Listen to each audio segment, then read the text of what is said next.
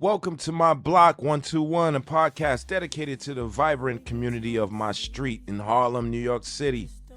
Throughout this podcast series, I aim to showcase the extraordinary nature of my childhood friends, even though they may not perceive themselves that way. To me, they are all exceptional individuals who beautifully embody the spirit of my Block 121. Join me as I illuminate the stories and shine a light on the unique experiences celebrating the unsung heroes of my neighborhood. My Block 121. Let's get it. Welcome to episode 2, part 1 of the My Block 121 podcast. I'm thrilled to introduce our special guest, my brother, mentor, and Block 121 representative, Kenyatta Bell, known as Yatta in the industry, but to me, simply Ken. Kenyatta holds a degree from Syracuse University and an MBA from Columbia University. He's a former concert DJ and has a rich history as a former Mercury Records and Quest Records A&R. Today, he's a sound therapist and entrepreneur distributing herbal medicinal medicine with a practice spanning from Miami to Peru. In this episode, we dive into Kenyatta's journey as an A&R, including his interactions with renowned figures such as DeAngelo, Rodney Jerkins, otherwise known as Darkchild, The Roots, Jay-Z, Dame Dash, and John Legend. Enough of that. Let's get to the episode. Yes, sir. On this My Block 121 podcast, I'm just here with my brother, my mentor, Kenyatta Bell, the extraordinary Kenyatta Bell. Even though he doesn't even perceive himself that way, but he is one of the most talented individuals all across the board, and he's from my block. He's Big ant. Thank you for that. It is what it is. Columbia MBA, Syracuse grad, music dealer, music entrepreneur, goes down the line, and he may not say it, but he's a part of a lot of some of the legendary acts and legendary music that's come out, if he realizes it or not. Kenyatta, I know his whole story, but it's for me to, I'm a highlight it and direct him today. But I want him to talk about, how he got into the game.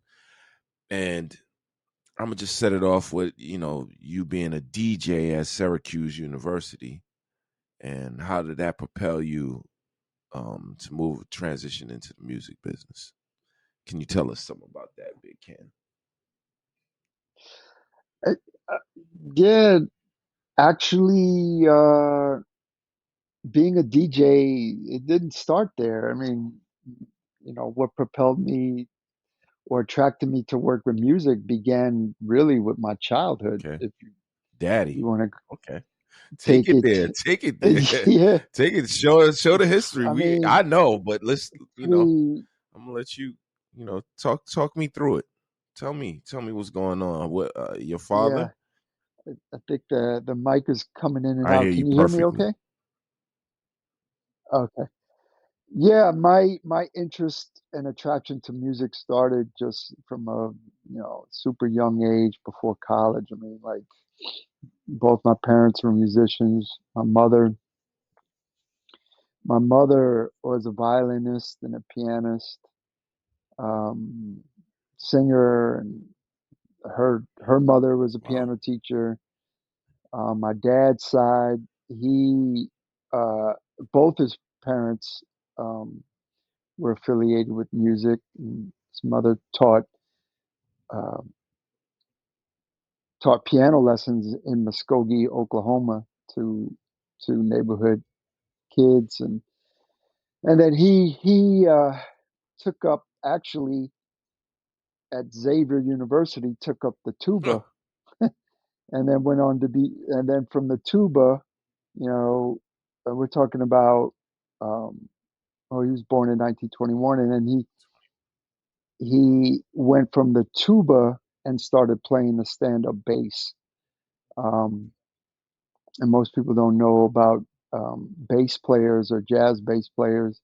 They they started with the tuba. The tuba was the bass line in marching That's true. bands, Mm, and um, so anyway, both my parents are musicians. My dad was a jazz musician who had a lot of influence in the house um, when I was growing up, listening to him play, watching him write, watching both of them write music together. And I was, started early at age 7 or 6 at Manhattan School of wow. Music, um, learning piano and music theory there, and then took an interest in the drums. And then when I got to, I guess, my early Right. teens, my dad put me with some teachers, and I had 3 different teachers. Started out with a guy named Sam Ulano, and then he put me with another drummer named Andre Strobert, who's from the M. Tume family. Yep. Remember M. Tume? Yep.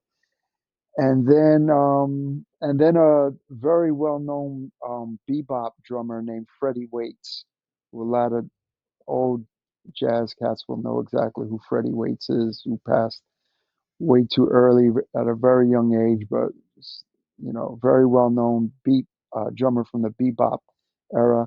So I was lucky enough to, my dad put me with some really talented drummers, and I got different aspects of music from each one of Okay. them.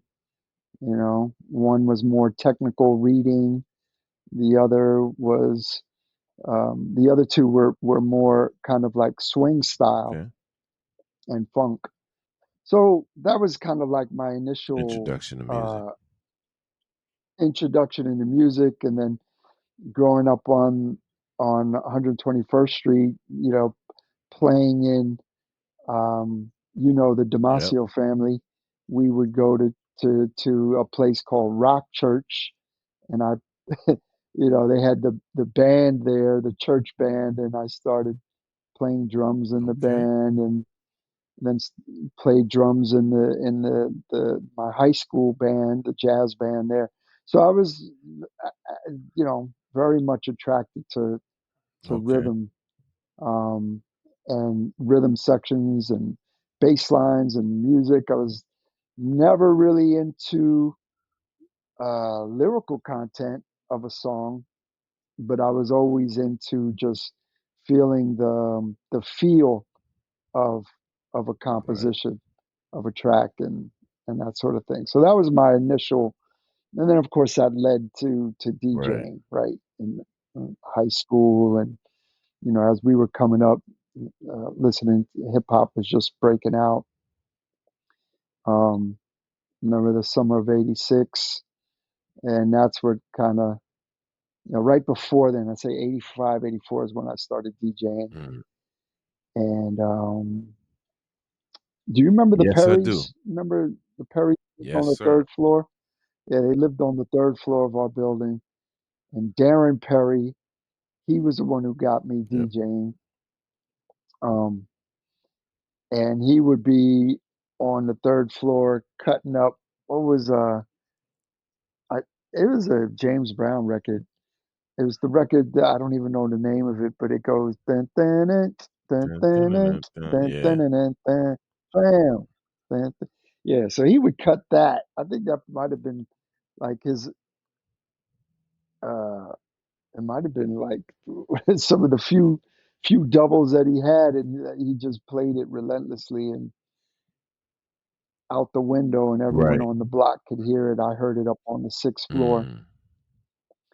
and that's what it got my interest. And then when Darren lost his interest in DJing, he gave me his Oh, turntable wow. set, and then that's how I Okay. started DJing. Uh, First records like AJ Scratch, Wow. uh, was Dog a Donut, Blondie, uh, man, I can't even remember some of those older records. Yeah, Spoonie G, though, yeah, he gave me his whole um that's record crazy. collection I when wonder. he I wonder left. if he knew that Yeah, it would it would end up being so big. DJing. No nah. one had an idea back then. That's the crazy part. So let's fast. No, Yeah. he was like, I gotta get out here and get some money later for this Right. DJing Right. stuff. So he's like, I gotta get out here and hustle. And so he started hustling and gave me his DJ kit. Yeah. Yeah. All right. So fast forward. Let's get to Syracuse, and after Syracuse, how did you stay in lockstep with music again? How did that happen? Because you were going to Syracuse for economics, right? I majored in economics.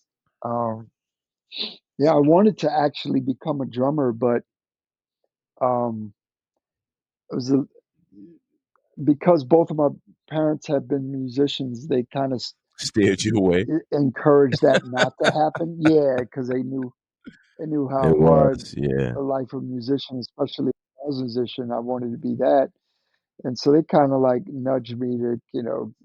So I did, I declared my major in economics, and I thought that that would be something that could support me and be, a more responsible thing to do. However, like at Syracuse, I never stopped having an interest Right. in music and new music that was coming out. So I brought that DJ kit up there with me to Syracuse and DJ parties, and Syracuse I mean, it was very tough to stay Party focused on school. on academics. Yeah, yeah, it was like, and I definitely got pulled into that. Yeah. I mean, I was I wasn't, I was a good student. I was probably, without trying, like a B, Right. a B, 3.0 student. But um, just because I could maintain a 3.0 and party, it made me feel like, I could get through school without a problem, and I put more emphasis on hanging out and partying than I did, and music than I did on, my actual Right. academics, which, you know, it is what it is. Okay. And then let's move a little forward then. Let's get to the after graduation. After graduating from Syracuse, how did you become an A&R? Just walk me through that process. Well, while I was still at Syracuse, we had this event called the Greek Freak, which um, was an event that happened every year and was sponsored by the Black Panhellenic Council at Syracuse, and it's kind of like a celebration of all of the um, Black fraternities and Right. sororities on the campus, of which I was a part of Omega Psi Phi fraternity at Kappa Okay. chapter. And I think my the year before I left, for 2 years, I found myself in the position of being able to executive produce and promote the Greek Right. Freak.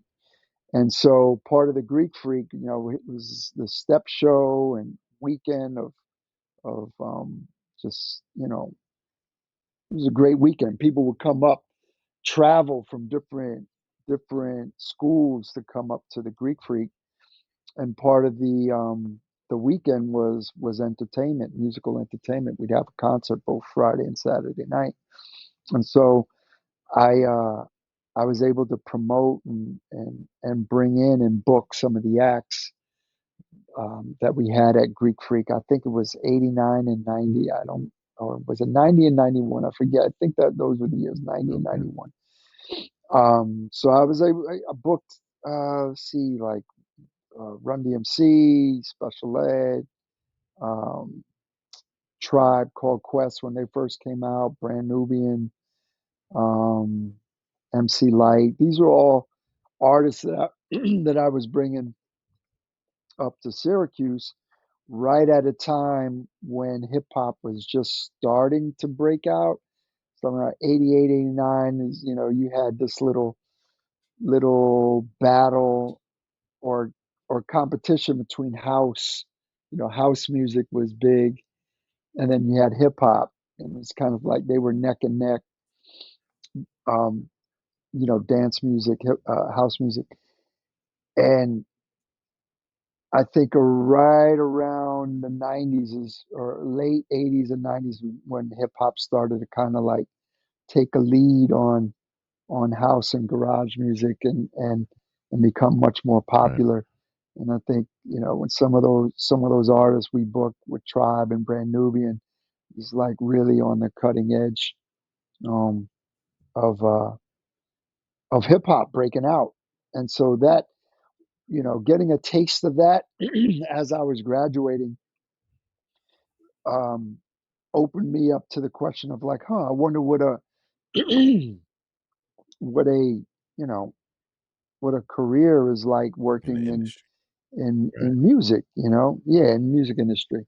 But I didn't know what I wanted to do. I still was graduating with an economics Right. degree, and I was like, well, I got to get out and go, go get a job and pay back these student loans and be a responsible, productive member of society, working for a bank or Right. whatever. But but yeah, so as I found coming out and looking for a gig, I graduated in '91, leaving Syracuse. It wasn't that Hmm. easy. I think we had a heavy recession uh, during that period, and it just wasn't a lot of hiring going on. So I actually ended up. Um, oh yeah, it was somebody who had gone to Syracuse, who was working at Profile Records, who um, I bumped into. I don't know, probably down on West Fourth Street. And I told him I was looking for a gig, and he was like, "Hey, we have a job in the mailroom Oh, here at Profile." And I was like, really? He's like, I was like, what do you do there? He said, I do radio promotions. And I said, okay. Yeah, so yeah, I mean, I'll take right. something.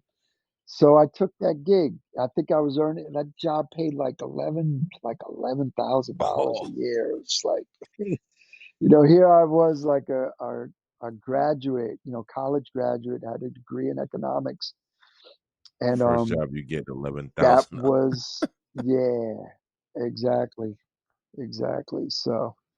But you know what? I was like, all right, Lemons to lemonade.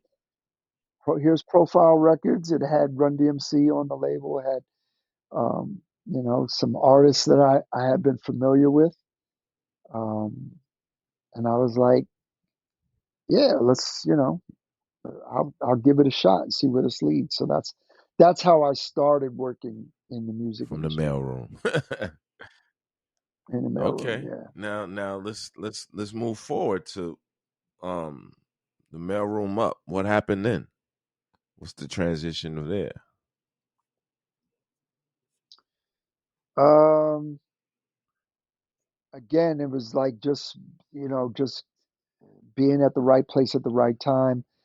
You know, I'm out of school. I finally have a job. I got a little bit of money in my pocket. But back then in New York, you didn't need a True. whole lot of money to have True. fun in New York. It's like, we were out every day of the week, downtown at all Right. the spots and just having fun, right? And I think I bumped into or I met or actually I would see this guy named Dave Gossett at all the spots. I didn't know where he worked, um, but I ended up um, finding myself at Mercury Records doing A&R, and then bumping into him again coming out of the elevators, and it wasn't Dave that gave me that first job at Polygram. It was a guy named Brian Jackson who was working in publicity for Walter Green, Mercury Records, and Brian and Walter had been looking for to bring on a part-time assistant, and I said, well, he's like, Mhm. well, where are you now? I said, well, I'm in the mailroom at Profile. I said, well, we're looking to hire a part-time assistant to work in publicity. And I was like, okay, well, what does that pay? And turned out that part-time gig paid me more Then money you're full time. than the full-time gig in the mailroom. So yeah, after about 6 months in the mailroom, I was out Oh of my there, God. and that's how. And then I went to Mercury, working for Walter Green, Jackie Reinhardt, this Bobby Duckett. This was when Ed Eckstein was the president Mercury. of Mercury Records. Yeah, yeah. And so I started working there. And then I reconnected with Dave, just seeing him out at all the spots. And he knew that I was out, you know, kind of like just running around. And we seemed to kind of vibe. And he eventually, said, hey, why don't you come work with me over in A&R? Um, because we would talk about music. We would, we just had a similar love for the That's culture. crazy. So, so he gave me a shot to come work with him and listen to all the demos, that came in through the mail, or take the meetings that he didn't want to take, and so forth, so on. So that's kind of like that was how I progressed from Profile to Okay. Mercury. Like, do you think the way that the industry is now, that they're missing that kind of connection, maybe due to the internet wave? Think that going out, the fun that you used to have back in the day, um and actually getting the feel of these records is missing from, like, missing the soul in the music right now. Um, Yeah, I mean it's definitely different, and I can't even say I know how they new music gets broken today, because I just don't pay that much attention to it. Mm. But I would imagine that there's a huge disconnect between what we would call like an A&R, or talent development, artist development, which you saw more of that Yeah. back then. you know, Someone like Dave Gossett, or myself, or, you know, Ed Eckstein, or any like really talented, you know, individual who had a good feel for music, maybe some musical talent or background, or maybe not, just like a really good ear, what they would call, and the ability to identify talent. There was much more of a connection of what was going on in the studios, at local, just local performance Mm-hmm. scenes, right? That would get a buzz out, right? And then you had people that were able to find new talent, and then bring them in, and either develop them until they're ready to be released, or just sign them right off immediately, and then go, develop a record, or maybe do some demos, or whatever it was. But there was a little bit more artist development that Whole went on back departments. then, and maybe that was a yeah, maybe that was a good thing. But then, on the flip side, you started to see um, a lot more entrepreneurial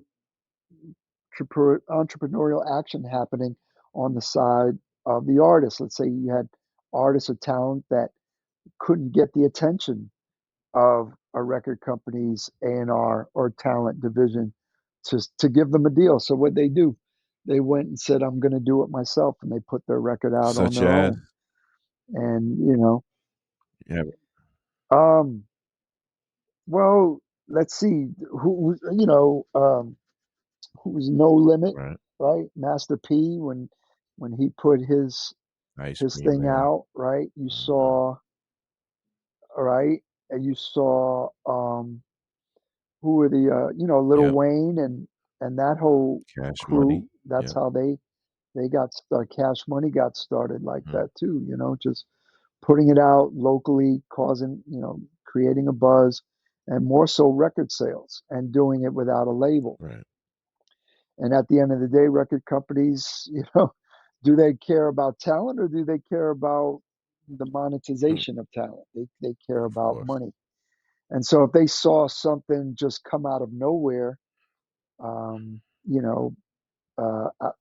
selling 50,000, 30,000 units, 100,000 units out of a certain region, it got their attention. Absolutely. Um, and that almost started the trend of like, I don't care if what our A&R person thinks about this. I don't care about their musical opinion.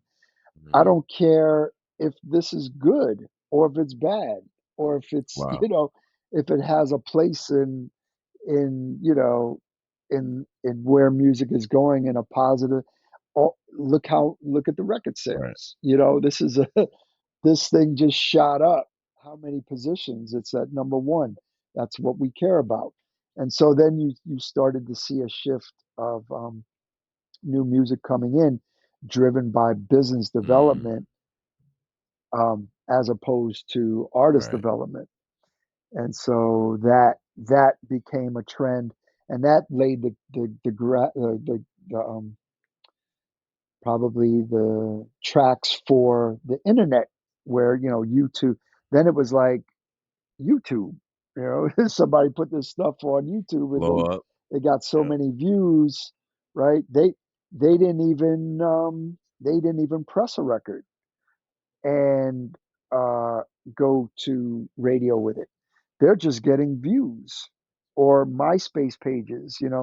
That's where technology really started to take that to another level. Allowing local artists to do it on their own, take the initiative, get exposure. Um, and in one sense, that's great. It was empowering for local talent that couldn't get in the door to play their demo, to do it on their own, to prove their fan base, their following, and then to get a seat at the table to have the leverage to cut and negotiate That's their deal, that's smooth. right? Um, so that there's I guess that's a good side to that. The bad side is that it eventually led to music just being completely driven by business Right. development, and artist development Dying out. eventually died Yeah. on the vine. It's like, why are we hiring? Why are we spending all these salaries for this artist development division? And they haven't brought any of the hits. But We actually, you can guys did. You guys were bringing it. Y'all we bringing in did, the yeah. I'm classic not saying, hits back then. So that yeah. I'm not saying that that's my opinion. I'm saying that that there. was the Yeah. point of view. Yeah, that was the point of view. That was the argument that was Yeah. being made. Right. I get it. Yeah. I mean. Yeah. I mean. Going to your days as an A&R at Mercury Records, and you had a young DeAngelo. Who brought DeAngelo in to your into your presence back then? DeAngelo was found, discovered, I guess, by Jocelyn Cooper, who was the president and founder of Midnight Music Publishing Company, which I think was a joint venture that she did with Mercury and Ed Eckstein. Um, so she had found DeAngelo, Mm-hmm. you know, I don't know the story of how she did, but she did. And she was the one that brought him in, and I only met DeAngelo after the fact when Jocelyn's office was right around the corner from my office, and I think there was a buzz going around about this new artist that was the new Prince, is what as everyone was saying. Yeah, he's like the next Prince. Um, Dave McPherson was saying that to Mm-hmm. me, and they were looking to get DeAngelo with new artists, um, co-writers, right, to start writing some music for his album and just to develop him. Right. And that's exactly actually that fits right into the point. That's exactly what she was doing. Right. Um, Jocelyn was bringing him in and cultivating him, um, to develop as a writer and a producer and an artist. Um, I think she did She a did great a job. yeah, she did a great job. Exactly. Yeah. Yeah, I remember you telling me a couple of things. Times he used to just come over to your office and just play records, and you guys, Yeah, when he was from down south, he would come up and, he'd be up in New York for a bit, and he, this is before he very blew up, quiet, shy. Yeah, this is right? before he dropped his record. It's still kind of like developing him as an artist. He's very shy, very cool. He's like I was very surprised because when they said, the next Prince, I was picturing like, some dude Yeah. looking like Prince with a perm and, Oh, okay. you Shout out to Prince. God bless. just like shout out to Prince. Yeah, God bless. But Yeah, you know what yeah, I I'm get it. saying? Like very kind of like Superstarish. flamboyant. Yeah, Yeah, the yeah. glitz. Um, but he was just like this hip hop kid, to be honest. He was just like, very and had a real interest in hip hop. Mm. So I was like, okay, and Was he you rocking the know, braids back then, we or was it different? Cornrows. uh yeah, I think he was. I think he Okay. was. Um, I don't remember, man. I don't remember what the hairstyle was, but probably had a baseball cap on Okay. most of the time. Um, but we connected when we were introduced. We definitely connected. I think he took a liking to what was going on in my side of the office and some of the artists that were coming in and out and some of the music that was being played. Who's the artist coming in and So out? well, we had Black Sheep at the time, like so Okay. Drez would be through, and I think at the time Black Sheep was popular, and so it's like wow, he, he I think he looked up to some of the artists that we had on the Okay. label. Diamond was Diamond there, D. LL Scratch, yeah, Edo G and the Oh, Bulldogs, Edo right? G was there. So, Boston. Shout out Boston. yeah, that was on the PWL label Okay. imprint. Um, Ultramagnetic MCs. Wow. So we had like a little bit of, and all of that was Dave Gossett. I should Okay. add, Dave was the one who signed Ultramagnetic MCs and Black Mm-hmm. Sheep. So, you know, much credit and props to Dave Gossett. But that's what the roster had. So there's a little bit of hip hop history there, and I think that sort of excitement is what had DeAngelo kind of wide eyed. Um, It seemed you like know, he infused a and lot of then hip hop into his music too. absolutely, absolutely. I mean, he would come by and I would just play stuff. And I think Jocelyn had asked me to put him with some co-writers because I think he wanted to do this this hip hop R&B Mm-hmm. feel. So she was looking to put him with some producers that could some That hip hop feel. give him some Yeah. chops, yeah, and give him some bounce to the low end, Mm-hmm. um, and some drum. When I say chops, I mean drum chops, and um, and that he could write over on top of. Which eventually, that's exactly what his first album was, right? If you listen to it, it was, it was drum chops with Keyboard. these real soulful Mm-hmm. bass lines, and harmonies by him, and piano Mm-hmm. runs. That was all really organically. It organically happened, but obviously it was DeAngelo, it was his vision, but it was guided by people like Jocelyn. Jocelyn. That's dope. That's Hmm. dope. Um, yeah.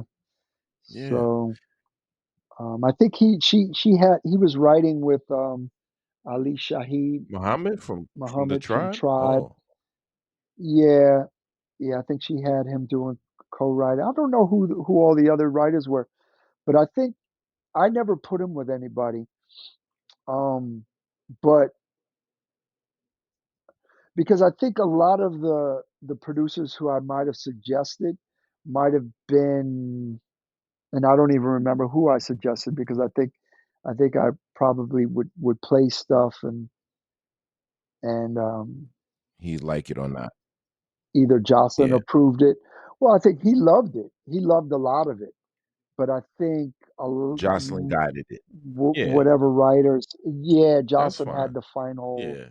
the the final green light for whoever he went in and did a Well, she did co-write an with. awesome job, I'll tell you that. So I don't know.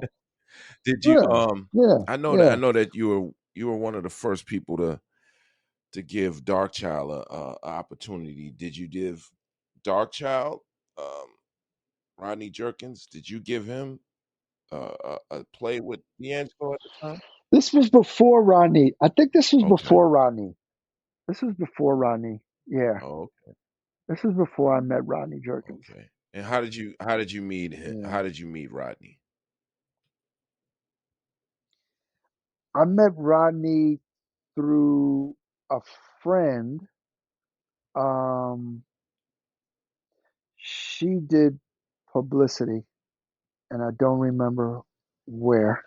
My memory is really, really bad when it comes to this era, man. I don't remember names, but you know, she was a friend, and she had told me about, oh, you have to, have an incredible R&B producer, which, you heard that Yeah, all the yeah. time, but, and then she said, yeah, but his manager is this preacher, and he's a real character, and you're not going to believe it when you meet him, but he's for real. His father. And, but you got to meet him. And I was, yeah, yeah, the Reverend. So I had to go through Rodney's dad. I remember calling him and getting him on the phone and setting up a Mhm. meeting. Halfway, really not even expecting much. I was kind of like just taking the meeting because she was a friend and she was so persistent. Okay. Um, but absolutely, when the Rev came in with Rodney and that briefcase of his music and debts, and yeah, it was immediate. I think Rodney was like maybe 17 or 18 at that Okay. time, Oh, he something was like young, that. young. Okay. Yeah, yeah. And I was making a record on an artist named Veronica at the time, from the Oh yeah, Bronx, Veronica. a female singer from the Bronx. Yeah, yeah, yeah, yeah. And I had her working with Diamond at the time. We were doing her demos, still trying to figure out a Right. direction. And when I heard Rodney's stuff, like right off the bat, hands down, like I was like, okay, she's gonna. I put Rodney to write with her, and I think that was his first Oh, his first placement. um, multi-song Right, production right. deal. Like we did like 6 songs Okay. because I think up until then it had been like onesies and Right. twosies. Like the Rev was just getting Rodney, placements, but that was a big deal. Like getting half the record almost. So yeah, so Um, you were his first multi situation, right? But he I think so. I don't remember anyone else. You might have to ask him, but I don't. I remember the excitement no, that they had over getting a six song production deal and getting that contract done. So I think that was that's his a big first. deal. That is a big deal even today. But then Yeah. who was the guy that put him with Puff though? And Missy and your other artist over there at Mercury. What's her name? Those things you do.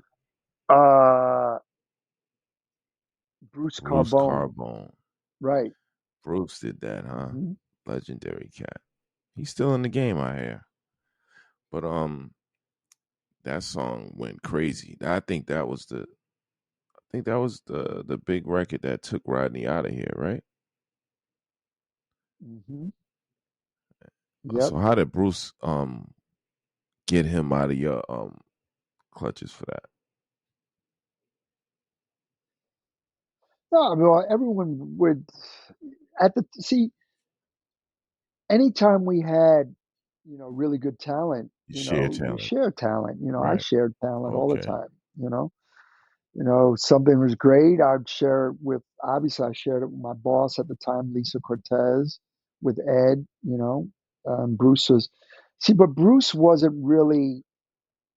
didn't know anything about this type of music. He was more of like a dance guy Okay.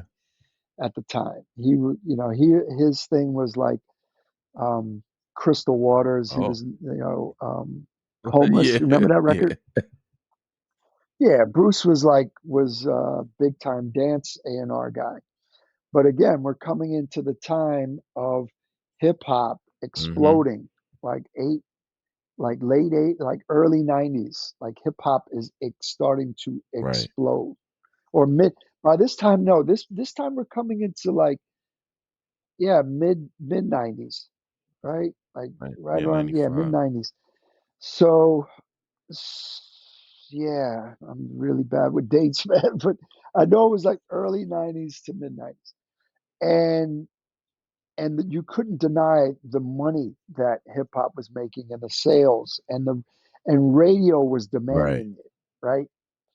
Um, and there was this shift from dance music to hip hop, Mhm. right?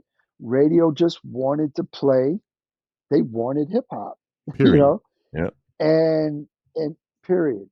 And so Bruce Figured it out. had to pivot. He recognized there was major climate change going on, and he didn't know anything about like who these producers were and what the approach. So um, so a lot of what was coming out of my office, I shared with Bruce, Okay. or he'd say, "Oh, who is that?" Like, here, take his number. Wow. There you go, take his number. So that's how that happened. Bruce was interesting, um, but Yeah, yeah, I yeah, can see. yeah, I could read between the lines, but yeah, that well, it worked out though, right? It worked out. it He worked out.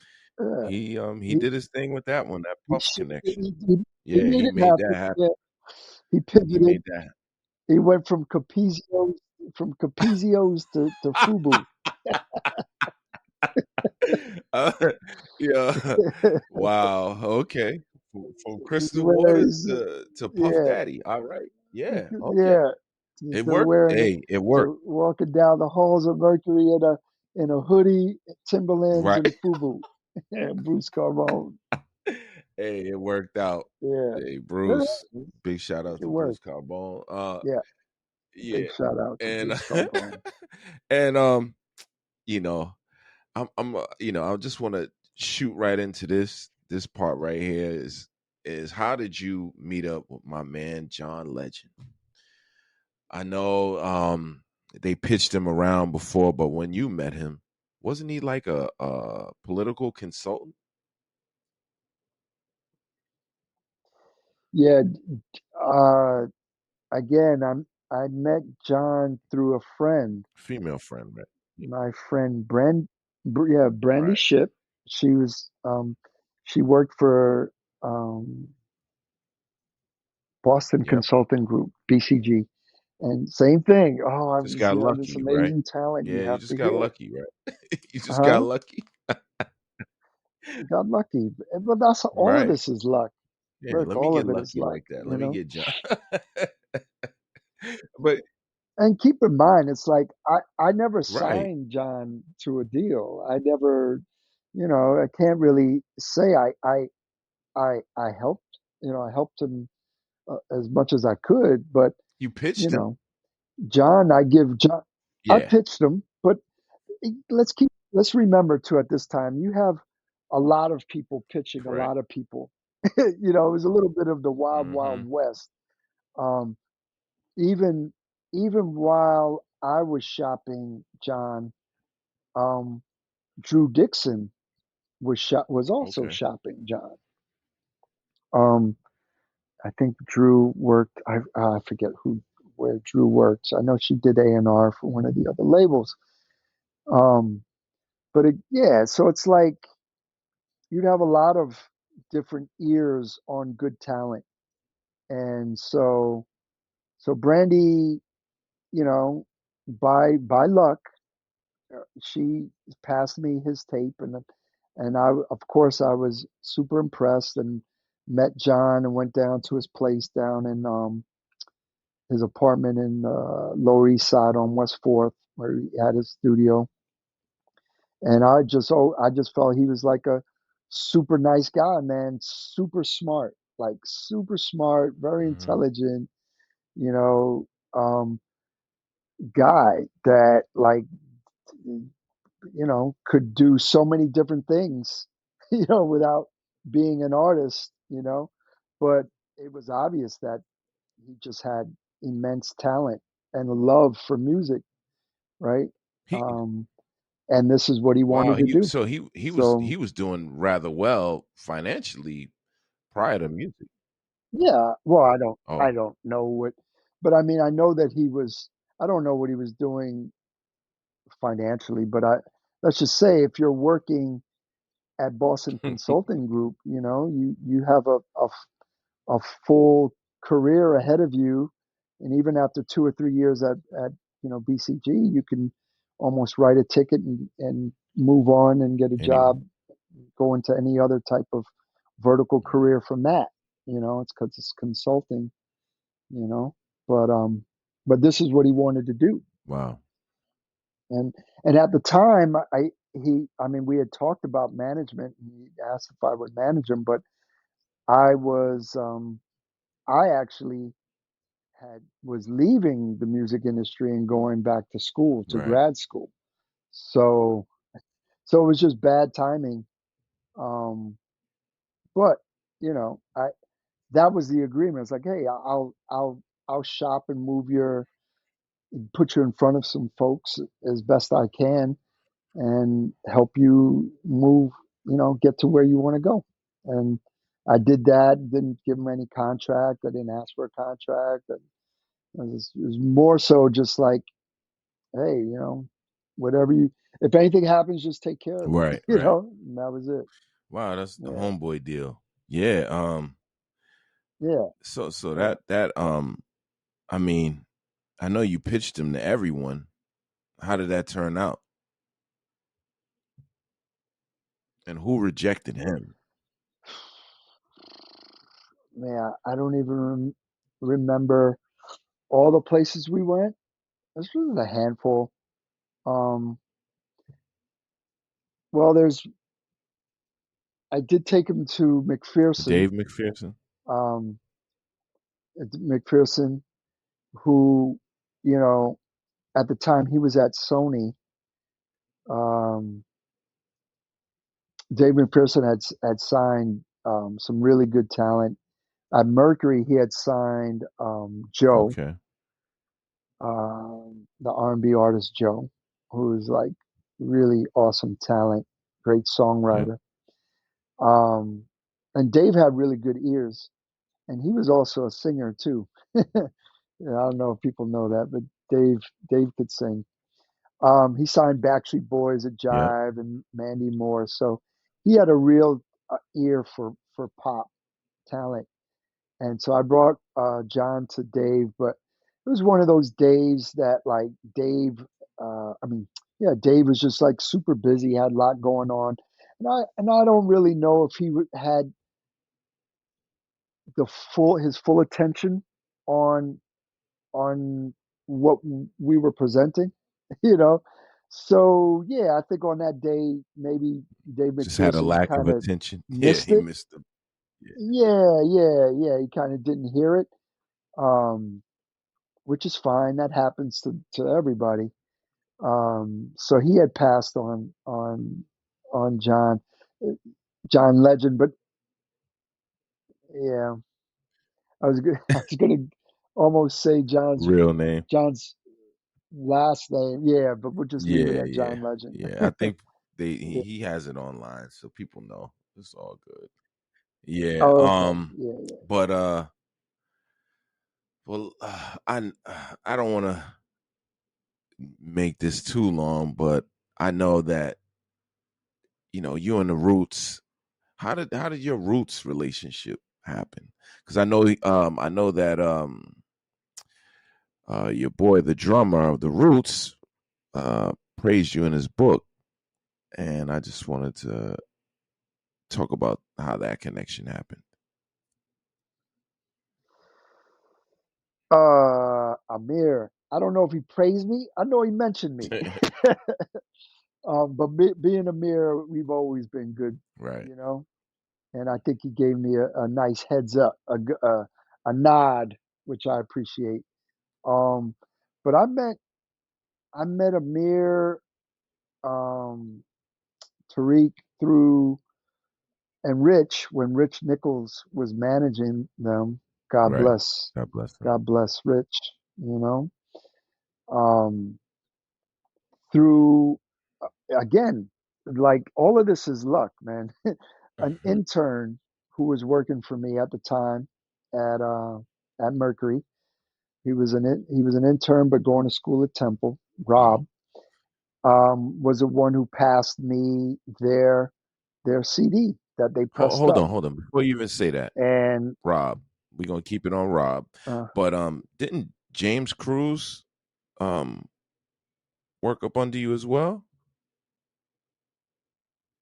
yeah, James Cruz, J. yes, Cruz. Yeah. yes. Oh, okay. So it was Rob that. Well, he didn't work under me. He didn't. James didn't work for me, but he worked over on the Right. retail side for Nicole Desane. Oh, okay. Yep. Okay. Um, yeah. He worked over on the other side, but he was always on our side hanging out. James was always a good guy, very hungry. Hungry from the beginning. That's Yeah, good. Yeah, but yep, Rob was the one who um brought you to the brought the attention of the Roots to you. yes. And I was blown away by the record. I mean, just because of the live Oh, you musicianship was sold. of it all and the jazz Yeah. You influence. Yeah, because of my own right. personal, you know, upbringing and influence with jazz and my dad.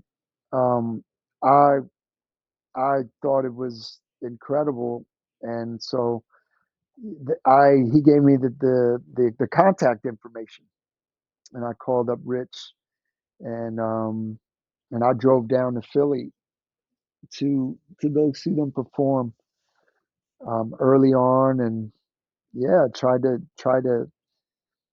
bring them to Mercury. So that's how that happened. So that's how you build your rapport. Try to sign them.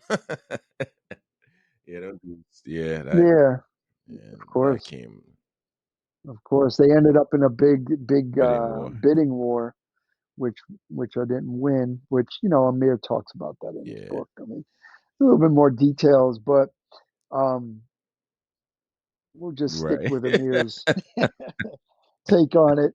Um,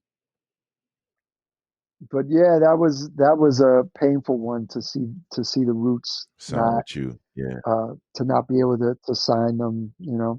I had a lot of passion for what they were doing, and and all the people they had in that camp, I don't boy. know. Shoosh.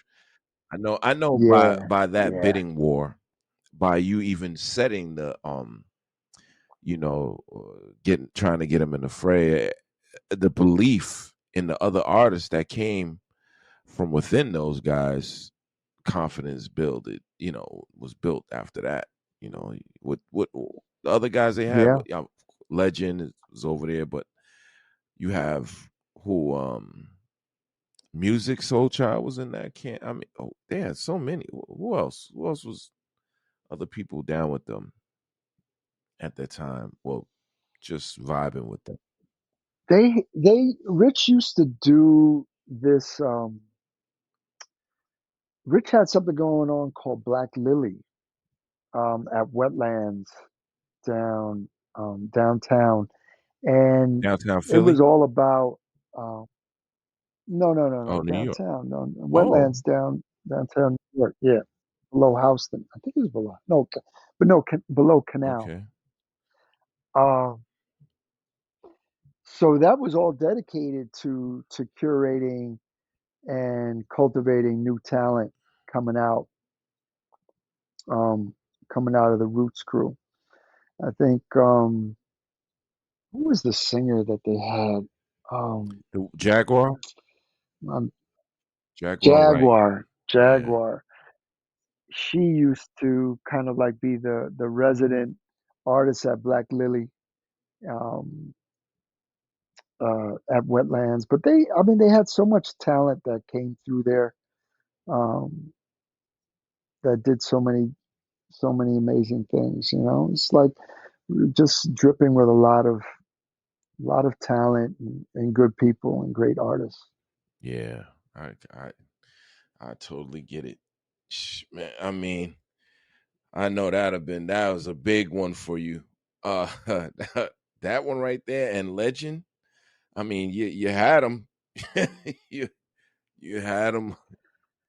Hey, you don't. I mean, at the end of the day, you don't get You don't you get don't kudos for get the almost, gold if you right? don't I get if almost I doesn't get do it. it. So, but at the time, I was the type of A&R person. I wasn't. I can't really classify myself as a typical A&R person. I didn't really view myself. I you know, yes, I wanted to get that deal done, and I didn't view what I was doing as all about business.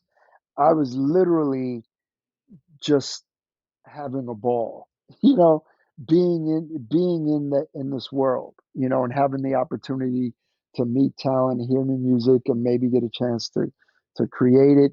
That was good enough Right, for me, right. right? And maybe I wasn't astute enough to be able to play the politics that needed to be played and run the games that you needed to do in order to be successful, Others were. as someone that could close the deal, right? It was it, like that aspect of the job was not something Yeah, that that appealed turned to you me. off. Right. Um, it really wasn't, you know, um, I was just like this hip hop kid, wanting to just like happy to be, In the mix. Yeah. working, doing what I love and working with the music and being a part of that, Did it ever you feel know. like work, or when it Not didn't at feel all. like work, but Not at all. when funny stuff started to happen, then it drew a lot of energy up out of you. I could tell. Yeah. Yeah. Yeah. Yeah. And it's a whole nother, you know, put aside your talent. to, at whatever you're good at what you're doing, you had to have a whole nother skill set to keep Right. your job. They call, you know, and it had nothing to do with your abilities. It just had to do with how you position yourself Hmm. in the work hierarchy, and that sort of thing, Hmm. and maneuvered, right. So I didn't really, that was one game that I kind of like did not play and didn't really um, take the time to get good Right. at. And so I eventually kind of just said, hey, this business is not for me. Right. And that's why I left That's it. when you Yeah. stepped away. And just when you had legend in your hand. Yeah, I wonder what Hey, did legend Legend did everything that was supposed to happen happened, because yeah, look at where he is. He's an amazing amazing. star.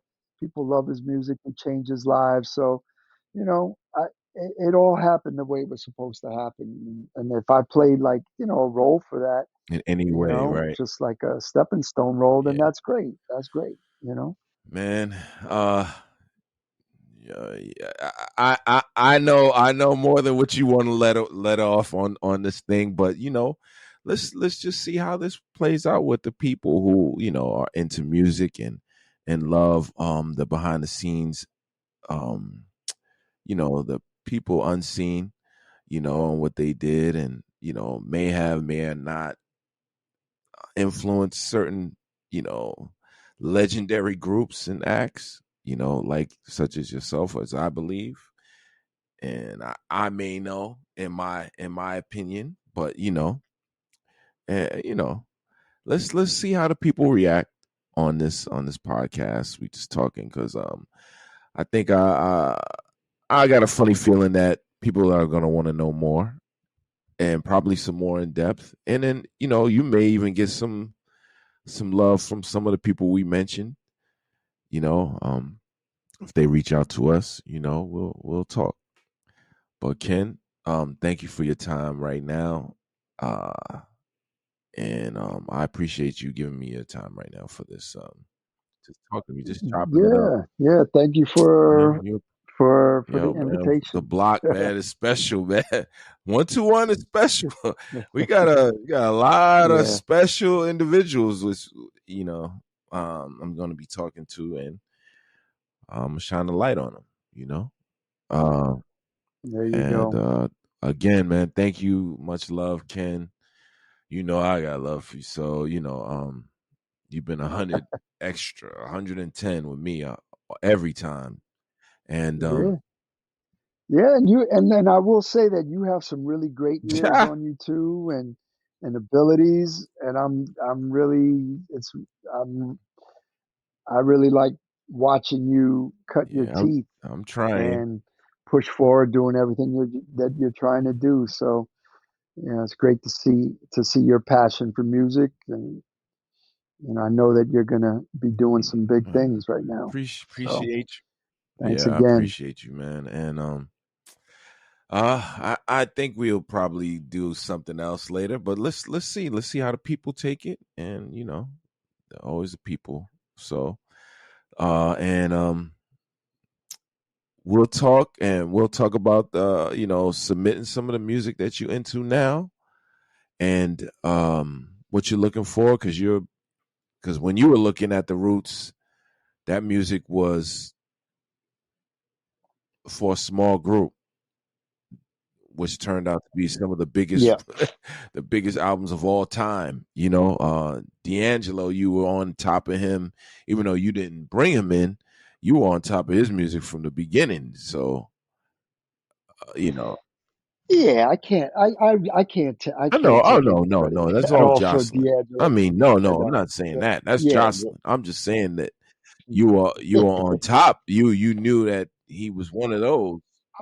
I was just lucky enough to be in that space and time when all of that was happening. Rodney Jerkins, It was come on. really, Rodney Jerkins, one of the yeah, biggest producers. Come on, man. I know you're humble, but come on, yeah, dog. Rodney Jerkins, yeah, John Legend. yeah, I mean, those the roots. You try. I mean, I hear you, but come on. yeah, uh, yeah. uh, Yeah, I yeah. mean, but yeah, you was a part of something in there. You know what I mean? But yeah, but Look, I also had records that people didn't yeah, care of for course. But too. You know, I had a everybody lot of does. records that. That's not everyone does. Trust me. Yeah, You know, even Timberland. You know what I'm saying? But yeah. that's a part of the game. Uh, but to me, you know, you're one of those special cats. I'd say the majority of my records are records that I could right. bring up So a it's name, okay. but I don't want to get into that conversation right now. But you know, one of your groups that you had, but I'm not gonna do that. I'm not gonna do that because I know you don't want to talk about that. So I'm not gonna do that. Mr. C, Okay, okay, he will understand. But okay. yeah, but yeah. So thank you again, Ken. I'm gonna let you go. No Um doubt, no doubt. and again, 121. This is my block 121 podcast. All right, kid. All right, later. Grant Hill, Grant Hill. All right, kid. Later. All right. All right. All right, Peace. Ed, later. Peace. I know it gets hard to see. People just don't believe. Hope you don't feel the same. They don't understand a thing. Everyone's afraid to fall when I'm willing to risk it all. Even when they try to tell me love just ain't enough. But for you, I know I'm never giving up. I'll keep on fighting until we're back to us. Yeah, and I'm hoping that you don't run away, because I don't wanna let go. Baby, don't say no. Just tell me that our love can break right through. Right now, you're listening to Harlem's own St. Peter with his exclusive unreleased track titled Before It's Too Late.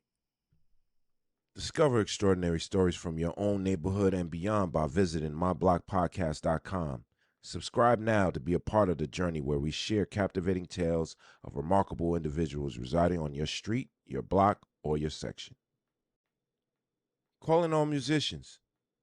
If you're eager to have your music featured on our show, head over to newkingmmg.com for submission details. Join us in celebrating local talents and spreading their melodies to a wider audience.